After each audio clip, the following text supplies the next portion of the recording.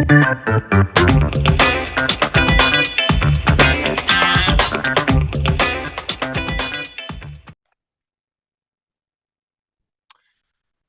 right, we are back with another episode of the Real Estate Investing Club. Today is a good day because this is a twofer. Not often do we have two people on one podcast, which means two times the wisdom, two times the fun.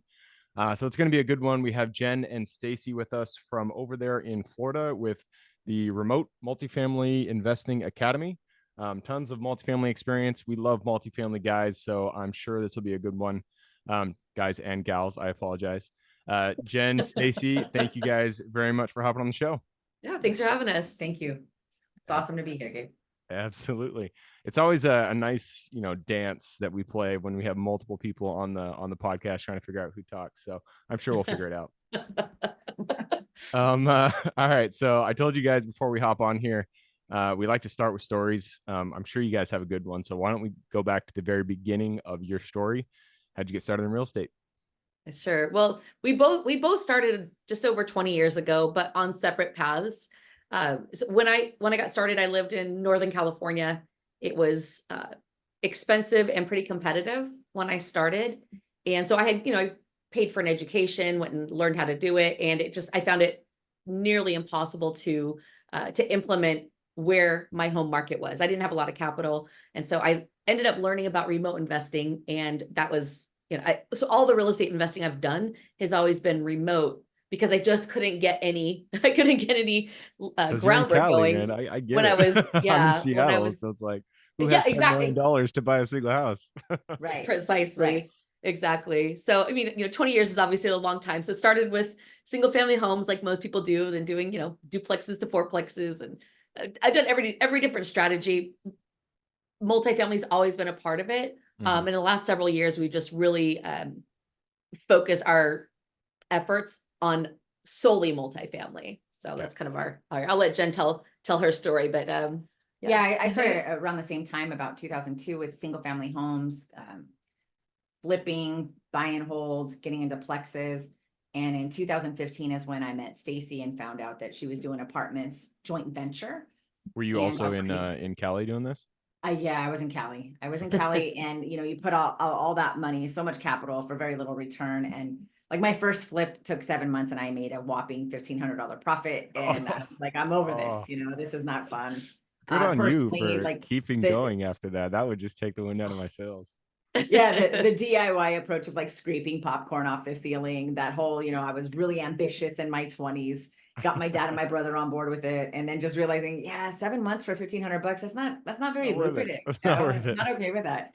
So by the time I met Stacy, I had dialed in a little bit of an approach, but I really wanted to get into apartments, and she was already doing it. I already had a course on how to teach people how to do it. So I was like, hey, let's go on more dates and figure that out, how I can step into that world. And from there, we then realized, I was like, man, I really want to go. They kept talking about acquisition fees. I was like, I really want to go learn how to do that. And so we went into commercial training, syndications, and really just went to implement and realized it's not as easy as it seems. So I asked the question, you're teaching people how to do this with joint venture. Like, is there a way we can underwrite it and get those acquisition fees and disposition fees? Like, how can we make that happen? And that's really when everything sort of shifted for us because, well, she's a freak in the spreadsheets and made it happen. So that's literally like what got us all the way up to 2016 and just went for it. Started doing the joint venture approach, underwriting for acquisition fees, disposition fees, and dialed that process in, and then started scaling into syndication. And now we do both, obviously.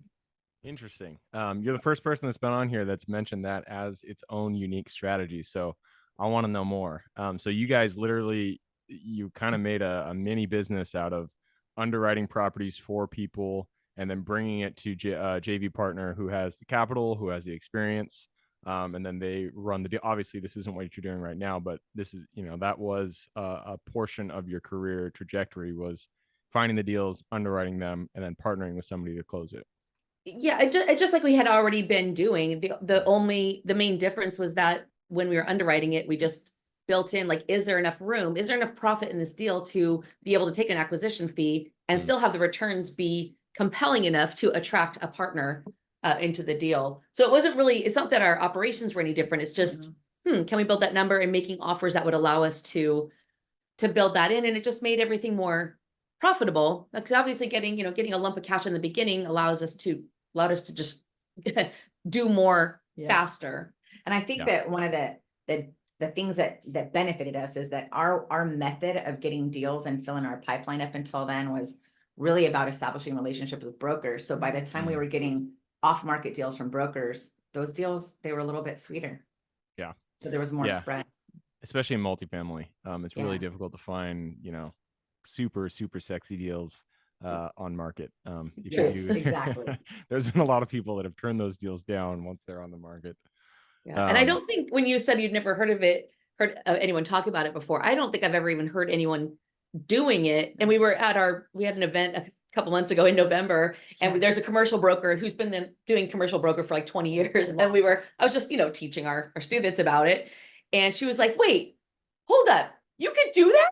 Oh my God, I can't. And she was just like mortified at how much money in her mind she had left on the table, because it just didn't, that it was a syndication thing. That's the only time we'd ever heard of it, was when we went to training on how to syndicate deals. Yeah. But syndication is just not as not as easy as it sounded in the classroom. Yeah. But yeah, I don't know that anyone does it. Our students do it, obviously, because we've been teaching them, but I don't know if anyone I don't else know that I've does ever it. heard It's our anyone talk about specific it. methodology for sure. Yeah. And I think the only reason why it worked is because of how we were building a pipeline of deals. Because, if somebody went to go do this with a market, it's something that's listed, they're not going to find the spread to fit that fee in there. So you've got to be able to have that relationship and start getting the off-market deals. If you are, then there's a way to do it. Yeah. I've never heard of anyone. So are you guys, when you back when you were just doing this, were you going in with an equity position in the property, or were you just taking the acquisition fee? Oh, no. It was literally the exact same way we would do any property. It's just that we also had an acquisition fee. So in that case, we are the operator. Like those ones, we're operating the deal. Obviously, our joint venture partner or partners have to have some active role, but we're carrying the majority of the load because we're the expert. We're the ones who know how to do it. They want to be involved, but mostly their role was, the capital side of it. So it was everything we were already doing. Just now we were adding the acquisition, getting paid a chunk of money in the beginning, and being able to roll that into more properties was nice. Absolutely. Yeah, I've done that a few times, but it is, when you get started on the commercial side, not on the single family side, but on the commercial side, not a lot of people talk about that adding an acquisition fee is a thing. And so you don't really realize that's an option until somebody tells you about it. And the person that tells you about it is not going to be the person you're partnering with. No. Right. Right. That's true. Exactly. That's true. Yeah. Cool. Well, I'm glad you guys found that. And have you done syndication since then as your own GP or? Yeah. We just closed on a syndication 5 weeks ago. Yeah. And we just finished the raise 3 days ago. Yep. We raised enough to close it, and then, finished the raise after the New Year. But yeah, we closed on a syndication on December 27th, and then on a joint venture on January 8th. So we do both. It just depends on what comes up, what works, certain deals, who has the money available, all that kind of stuff. Yeah, exactly. Certain deals are just too big. They're too big to joint venture, no matter how bad we want to do a joint venture. That just requires too much capital. Nobody has $2 million just in the bank ready to be put in. Exactly. So it just depends on really the deal, and we'll just, the syndicate or joint venture is just really the financing structure of, depending on how big the raise is. Yeah. And you've mentioned a few times you didn't realize how hard syndications were. And I had that same thing. Like I had a deal that was just a slam dunk fail because it was, first a syndication attempt. Yeah. I didn't realize how hard it was to raise money. And so when you kind of walk me through, you've had successes, you've crossed the threshold, I guess, of having a syndication go through. What were the I guess kind of the aha moments or the light bulbs that you had that kind of allowed you to make that a success and actually get one done?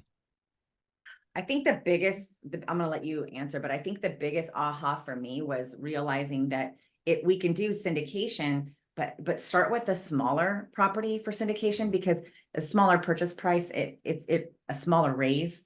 And when it's a smaller raise, it's like, okay, I can do this. It's more bite-sized Your anxiety is to, like, actually do instead of this huge thing. So yeah, for me, I think it was just that shift, realizing, oh, okay, if we can syndicate smaller deals, anything like 35 to 98, 100 units, and do smaller raises, then we get momentum. And now we've got those on the books. you have And then, successes. You can point yeah, people like, hey, check it out. I did this syndication. It's a absolutely. success. This is the return my investors have. Yeah, you could book a win easier if you start Yeah. with a smaller building to syndicate first. Versus, in the seminar, they were telling us, oh yeah, we can go for a 200 unit, get the biggest ones you can. And so of course my big old eyes were like, oh yes, I want to go make all the $800,000 acquisition fees. That'll be great. Yeah. I'll never have to do one again, but no, that was not facts.com. Right. Yeah. Yeah. Yeah. And syndications, it always seemed like a very daunting word, I guess. It's just because it sounds so fancy. Right. But it's not that complicated. You just get a lawyer to draw up the syndication docs, you get people to send the money in, and it's not something that should be, I feel like it's something that people should go to earlier in their career. For properties, you can even do it for $1 million property, like something relatively small. Probably you don't necessarily want to, because you can probably find an individual, a JV, to go out and finish that deal. But I do agree that it's something that you should do smaller deals, just get it done. So you have it in your success in your back pocket, and you can take it going forward. One of the things that we've been talking to our students about, or teaching since we did the academy or started it, was, look, when you're getting started. So for anyone out there who's listening and you're wanting to get started, and it's like, man, there's so much to learn. I always tell people, look, it's fine. Like, start with a little 10-unit building. It's not like you're going to retire from it, but a 10-unit building is not going to cost a lot of money, especially if you do it in the Midwest. And you can definitely do that as a joint venture. You're definitely not syndicating anything that's 10 units. And the amount that you learn from that first deal is incredible. Yeah. Like there's a pretty big learning curve in apartments, and and going through that learning curve on a smaller property that allows you to just really understand and learn the business and become a much better operator is really going to serve you long term. You finish that first deal and now you have experience and confidence, because now you're like, oh, I actually can do it. And now you have credibility. And then we tell, like, stair step, and then go to a 20 or 25 unit, take that one down, and then go up. So we're always talking about do a stair stepped approach. And our students are usually by deal 4. If they're wanting to go, they're usually doing 3 deals as joint ventures, like just bigger and bigger and bigger. And then they get it to a point where it's just too much of a raise. Mm-hmm. And then, like Jen said, like, just doing a smaller raise syndication is a lot easier to take across the finish line. And I think that's the big thing that people don't realize when they're new. Like, you really need to start with a database of investors, because that's the scary thing when you're doing a 506B, which is what you do as a new person. Usually you're limited to only who you already know. So you better have, like, your Rolodex better be deep, or you better partner up with somebody who can capital raise with you, who's got a deep Rolodex. Absolutely. But a smaller deal has a little bit smaller chance of failing because it's just more doable. And then you do that one. One of the other things I was thinking when Jen was saying that was, when you've done that first syndication, even the investors that are in that syndication, they frequently have a lot more capital than what they put in, especially if it's their first deal with you. They're like, okay, I'll put in the minimum. Yeah. I'll put in just the 100,000 or just the 50,000 and let me see. Yeah. So one of the things that we've found is, as we continue to do more deals, it's oftentimes the same investors. Even if we're not out of the deal that they came into first, we're still within the 5 or 7 year window of the exit strategy. They're putting more money into our other deals. So starting with that, a smaller one, and just starting to build the credibility with your investors and let them get comfortable is going to open up more money from those same people, even on your other deals. So there's a lot of reasons to just stair step it. And it doesn't take very long before you're at 100 unit and then up properties. Yeah. Especially if you take that approach. Yeah. I couldn't agree with you more. I always had, I just disagree with I think it's one of the big guys like Grant Cardone or something, who says, start at 100, screw the smaller properties. I'm like, if I had started at 100, I would be shitting my pants. Like, it would not be a pretty thing. But think of how much you learn on each deal. Can you imagine making the newbie mistakes on 100 units? Like, that's insane. Those can be 7-figure mistakes. Yeah. That's the other reason I'm like, look, just learn it. You're going to learn things. You're going to figure out the better way to do things. You're going to probably make some mistakes that you can not take to the bigger deals. Yeah. But yeah, I hate when people say that, oh, it's the same amount of work in theory, but holy cow, like start You start don't with want to make a something mistake and then manageable, and then have cost people hundreds of thousands of dollars. right? I will say Yeah. on the other side of that, and I've mentioned this a few times on the podcast. When I first got started, in buy and self storage, I wanted to buy small because I wanted to make small mistakes. What I didn't realize, and the reason that I wish that I had gone a little bit bigger than I had started, was on small properties. Small mistakes can easily eat out all of your profits, all of your cash flow. And so if you don't get the underwriting correct, then you're kind of screwed, because you don't have, if you're There's cash flowing a nowhere to couple make it thousand a up. month, there's there's nothing there. You can't make mistakes. That's So I love the message of start small. I would just put in there, start a little bit bigger than like nothing. Get a medium sized property. I feel like is a good place to start. Yeah, that's fair. I'm a fan of the 10 unit. 10 unit, yeah. 10 to 15 units to start, yeah. It's good size. All right, man, we're crushing this time. We do have to move on, but before we do, I want to ask. You've already mentioned remote investing. Your academy, is it called Remote Multifamily Investing? So I want to talk about the concept of remote investing, especially for people who are in those coastal cities, Seattle, Las Vegas, or sorry, not Las Vegas, Los Angeles, New York, all those places where purchase prices are through the roof. You can't afford to buy a house in your own area. Then you got to look somewhere else. You got to do that remote investing. So tell us, what is your guys' tricks? What are the suggestions that you give people who want to get started investing outside of where they actually live?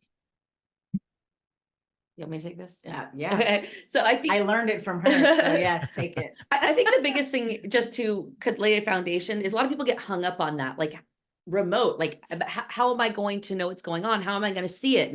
And all the things, right? Or how am I going to find contractors, or how am I going to find a property manager if I'm not there? And so the very first thing when people are like, I'm intrigued because I live in California and I can't invest here. So I want to do it, but I just don't understand how you possibly would do that. I'm like, all right, well, so you're sitting at your desk or you're sitting on your couch, and all of a sudden you start having water drip on your face, and you're like, oh shoot, there's a leak in my roof. Like, what are you gonna do? We'll go out on your front porch and start screaming up and down the street, I need a roofer. I need a roofer. Like, no, you're gonna open up your computer and you're gonna Google, or look at any of the number of sites out there. You're gonna look for a roofer online, and then you're gonna get on the phone and you're gonna talk to the roofer, and you're not gonna ever probably meet the roofer until they're doing the repair. And it's the same thing with remote. So it's like when you start to realize, oh, that We're people already doing operate remote. remotely anyway. Yeah. So the main thing is just understanding, it's just a mindset shift. But that's what we do when we identify a market and we're starting to get deal flow. We will build a team in that market, and we find them the same way we find local vendors where we live for our personal residents.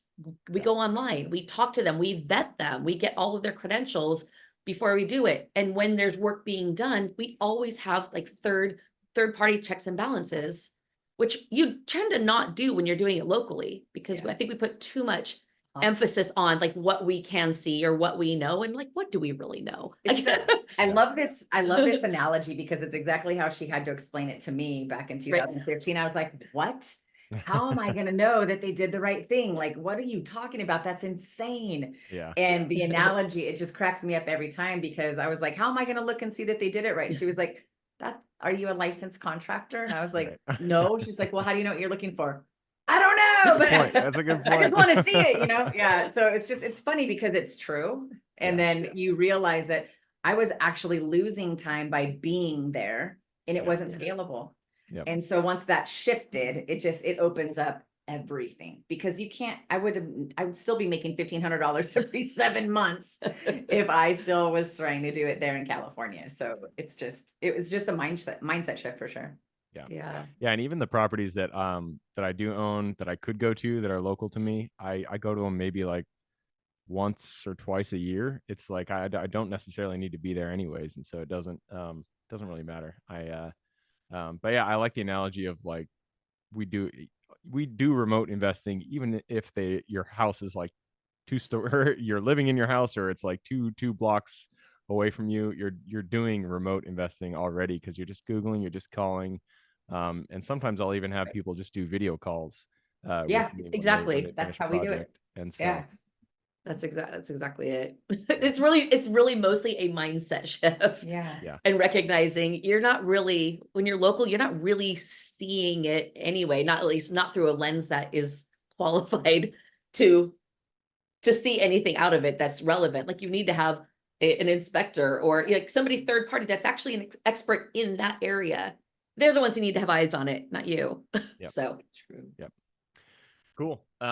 Well, we've run down the clock, so it's time to jump into the quick question round. Are you ready? Yeah. sure. Let's do it.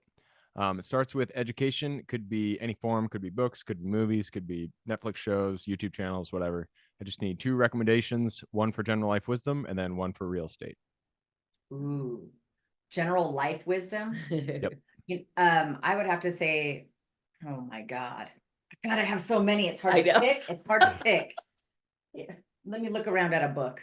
I think that you go first. You got anything for real estate? like While I like think where about- people would go to just learn about like real estate. Yeah, just any form of education that had an impact on you.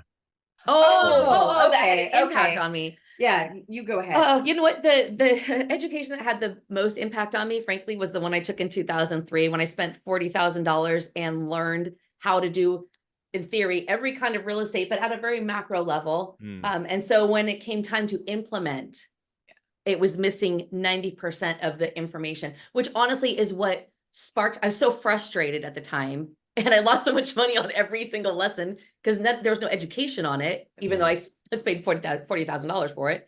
That's what sparked in me a passion for making sure other people do not have to go through that. And so that's why it was the most impactful, because it was crappy and it really set me up for what I feel like I'm meant to do. Yeah, for sure. Is lift other people up so they don't have to go through that pain and then and quit, because most people would quit.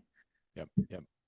For me, the most impactful that I did was NLP. I am a master practitioner of NLP, hypnotherapy, MER, basically a bunch of mindset stuff to get you into peak performance, and also neuro-associative conditioning, so that I can get myself into peak performance mentally, because 90% of this business is upstairs, all in your mind. And it really taught me over the years how to not only just get myself conditioned to always perform, but help others. So that's something that I love to do. And one of the best books that helps from a business perspective as we're going through and building a multifamily business is the book called Traction. Oh, yeah. A great book, great way to look at all of the things, all the pieces of your business and have a plan. And I think one of the best things that I could probably suggest to somebody is there's this old school thought process of make a 5-year plan or a 3-year business plan. And stuff changes so much. And now, especially with AI out there, we plan in 100-day increments. So there's a journal out there and it's called 100-day journal, and it's John Lee Dumas. We plan in 100-day. Yeah. It's like, it's the step by step for us. Like, okay, I'm only going to plan in 100 days. And on day 90, I'm like celebrating, yay. Now what's the next 100 days going to look like as I execute these last 10? And that has been life-changing for us. It gets that momentum going. So those are my 2. That's cool. It's cool you mentioned that. It threw me back. That John Lee Dumas, his podcast, that was the guy that I remember. It was like I did my first flip in 2014. It was like 2012 that I was just listening to all his episodes. And I bought that 100-day journal. I never used it, but I did buy that one. And I remember it's good stuff. It's really good. We go through 4 a year at least. But yeah, the Entrepreneur on Fire, his podcast there too is pretty good. Yeah, for sure. All right, next question. This is for your younger self. So let's go back to the Jen and Stacy who had no experience in real estate. They're living in California, looking at those house prices, thinking, how am I ever going to buy one of these? Go back to them, look them in the eye, give them one piece of advice moving forward. Look for Stacy. Stop it. So you can learn remote. That's what I would have done. Yeah. I like it. I think that I would tell myself, don't let your ego control the fact that you think you can control things. Like control is a perceived thing. And my ego got in the way of me, that I had to do it all on my own. And I would have scaled more if I would have embraced a team and embrace things that were a little bit outside of my comfort zone, but more scalable. That's what I would probably go back and tell myself. Yeah, that's really good That advice. and stop buying rims for your car because that doesn't make you cool. Assets make you cool. I would definitely say that too. Luckily, I never had that affliction, but I could see how that could drain some dollars. Yeah, stop flipping houses to buy rims for your car. That's dumb. You know? Oh my gosh. I think for me, I was so enthusiastic when I was new. I wanted to do everything. I wanted to do everything right now, right away. And I did, which, that was probably part of why there was a lot of mistakes, in addition to not having the right education. But I think I would have told myself, like, slow down a little bit and go lower leverage. I think that was one of the biggest things that, hit me in 2008 was because when I started, you could get 90% loans on rental property. So I was like, well, why would I get anything lower if I can get 90%? But then when you get squeezed, or when the economy changes and your tenants have problems and they can't pay, you just don't have enough room to maneuver. And it's hard. It just makes it hard. So I think that's the biggest thing I would have gone back is, like, one, slow down a little bit, calm down. You don't have to do every strategy within the first 3 months. And also just, do fewer deals, but with lower leverage, so that, if you hit a challenging time, you can get through it. Yeah, those are all good pieces of advice. Yeah, the lower leverage thing, it makes a lot of sense. So often we want as much, or I want as much debt as possible, especially when I'm underwriting really good deals. But Of course. it is better to have, to put more, especially when you're beginning, to put more money into the deal. Because if something does go wrong, it is horrible to have a capital call, or just to even reach into your own wallet and have to pull more money out. So good advice. All right, next question is about the US. This is a good one for you guys because you're all about remote investing. So the United States is a big place. There are so many great metros out there. I want one metro from each of you. Have to be different metros. You can't choose the same one. So a single metro that you're most excited about investing in today. For me, it would have to be Phoenix, Arizona. And the reason why is, 4 years ago, it was one that it didn't make sense to enter without floating rate debt. And the 2008 experience that I had, I'll never do floating rate debt again. Mm-hmm. And now that we've got 2,500 multifamily properties that are facing a foreclosure wall, and knowing that those are all in, Florida, Houston, or Texas, and Phoenix, Arizona, it's not because the market is bad or shifted. It's just based on the bad financing. Mm-hmm. And there's going to be a lot of opportunity there. And I would like to be the one that could meet those folks and help them get out of that situation. And, but I know that a lot of them are a little too far gone and they might go to foreclosure. So, but for me, it's that Phoenix market. I lived in that market for 9 years from the 90s to the early 2000s. And then I lived there again in 2011. I know the market really well. I'm borderline obsessed with it, but I've never invested in it. Yeah. And I already know which market Stacy's going to say, because it's the one we're already in, and I'm also in love with that one. But Indianapolis. Yeah. Yeah, I love Indianapolis. We've been investing in Indy since 2017. Yeah, 2017. And it's hard because when everything went up, prices went up there a lot, which was cool from an equity standpoint, but it made a lot of the numbers not work. But I think that's our favorite, or that's my favorite market. I know it's one of Jen's favorite markets. And really it has everything to do with it's just landlord friendly. Like the numbers work well. It's in the Midwest, and it's landlord friendly. It's everything I love everything we I like like. Indiana. Indiana is our favorite state for investing, and Indianapolis Metro is that's our place. It's funny you say that. We just bought a self-storage facility in Indianapolis in Lawrence, which is kind of northeast Indianapolis. Okay, I really like the metro, and so we just recently decided to really focus in on Indy. I like all the metrics, and so good choice. Yeah, it's awesome. Nobody else has said Indianapolis, and so 450 episodes, no love for Indy until you guys came on. So my gosh, that's funny. I love Indianapolis. We went to the pole race. Was it last pole day? Pole day was 2022. Yeah. And we got to ride around on bicycles and go look at least 12 of the properties we have there. Because they were right by the hotel. Yeah, it was so much fun. I was like, I think we own property in this area. Like, put it on the map. I'm like, oh my God, we are so close. We should, that Not that we're gonna go in it, because they don't, the tenants So don't we're know being us. all weird riding in We're front of riding our them, like, bikes. "Hey, Who are these that's- ladies? That was fun. That's cool. balls." All right, moving us on. Next question is about finding the deal. It all starts with getting in contact with the seller and writing up that purchase agreement. So, what is your favorite way to generate leads and find new deals? Well, for us, our system is to contact brokers and build relationships. It's a relationship business for us. And but my favorite way now is like we started our academy back in 2019 and we trained hundreds of students to find the deals, and now they're bringing them to us. So we have a lot of students that have been with us for three years or more. We don't really have to go find deals anymore because we taught them and we sort of cloned ourselves. So that is hands down my favorite way to find a deal, is that our student brought us one Yeah. and we do the deal with them as a partner. Perfect. I love it.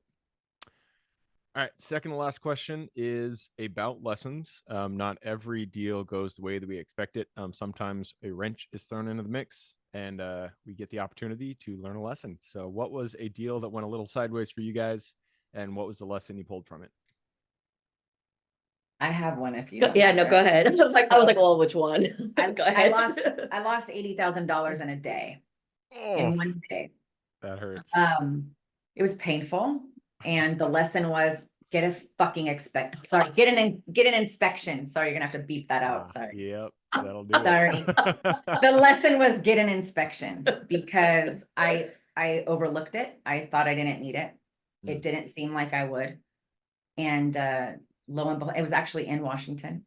So it was Post and Peer Foundation that got me, and I knew nothing about Post and Peer Foundation. And it was the first time I was in that market. It was the first asset that I was getting in that market. And the strategy has always been, when you're going into a new market, get one asset and test it before you go deeper. So needless to say, I'm not in Washington anymore. Oh, The Post and Peer Foundation really got me. And, I had to get a structural engineer involved. And it turned out that it was going to be like, you have to jack the whole house up, re-pour the concrete. And it was a whole mess. It was like $26,000 was the cheapest bid I could get. And I wasn't even confident that they would do the work right. So I ended up selling it as is and taking an $80,000 loss. And I have never not got an inspection since. On behalf of everyone here in Washington State, we're sorry you had to go through that. But yeah, that's a good lesson to get your inspection every single time, no matter what. No matter if you think you know everything about the property, get an inspection. It's worth it. Yeah, that ego there still wasn't over it yet. Yep. All right. And let's see. Next, I always lose my spot at this time because I have a list on the right side. And I never keep track of where we are. So, that was the second to last question. Now we're on to the last one. And this is the one that we've all been waiting for. You guys have given us so much to think about. I'm sure people want to reach out, get in contact with you. What is the best way for them to reach out? And then tell listeners a little bit more about Remote Multifamily Investing Academy, how they can get involved, what they can expect, all that kind of stuff. Sure. Okay. So if you can go to warriorsofwealth.com, and at warriorsofwealth.com, we have curated a playlist of our best trainings on our specific blueprint for how we acquire multifamily, how we manage our portfolio, all of those things. As you're in there watching it at warriorsofwealth.com, there will be a button there to click if you want to explore the academy. And at the academy, we really just take active investors that want to know how to get into it, and we teach them how to start with joint venture first and stair step into syndication. Most of our students are with us for 3 years or more. The first year we're watching them to see, are they following our system? Are they implementing? How do they handle problems? How do they, if they make a mistake, how do they handle that? Just how do they conduct themselves? And at the end of that first year, we make them an offer to come in for years 2 and 3, in which they would be with us for life at that point. And we just help them continue to grow in syndication. By the time they're in year 3, they're there for life. They don't ever pay tuition again. And now they're doing deals with us. We symbolize it by, at our events, we put their name on the back of a chair. They get front row seating. And the only thing we ask of them, and in exchange for no tuition ever again, is to turn around and help all of the new people that come in and help them understand so that they can shortcut their learning curve and get into results faster. And it's just a really beautiful system. Some folks have accused us of being cult leaders. We embrace that because we've really created. It seems like a cult sometimes. It does. It seems like a It's cult. so awesome though. My But God, we it's have so we have good. a community of students, hundreds of students. They're so They good. all love each other. We Yeah. love them. They're going from 0 real estate to $35 million real estate. Like it's awesome to be a part of it. And it's really no other way to explain it other than to experience it. But if that's something that you want to explore, definitely click the book a call button. Otherwise, if you feel like you can look at that list and go through all those trainings and start implementing, like it's all there, for everybody that needs a roadmap. Perfect. So that is warriorsofwealth.com. I will put that link in the show notes. So if you guys want to get involved, just click the little more in the description. It'll pull down that full description. And in there, you can find that link. But it's also really easy to remember, just warriorsofwealth.com. So awesome. Jen, Stacy, it has been an absolute pleasure. Thank you guys very much for hopping on the show. Thanks for having us, Gabe. Absolutely. For everybody who's here with us today, thank you guys for showing up. You are the reason we do this. So if you guys have any questions, reach out to me, Gabe, at realestateinvestingclub.com. If you want to support us, just give us a like, subscribe, share, all that jazz. Other than that, I hope you guys have a great week. Keep rocking real estate, and I look forward to seeing you on the next episode.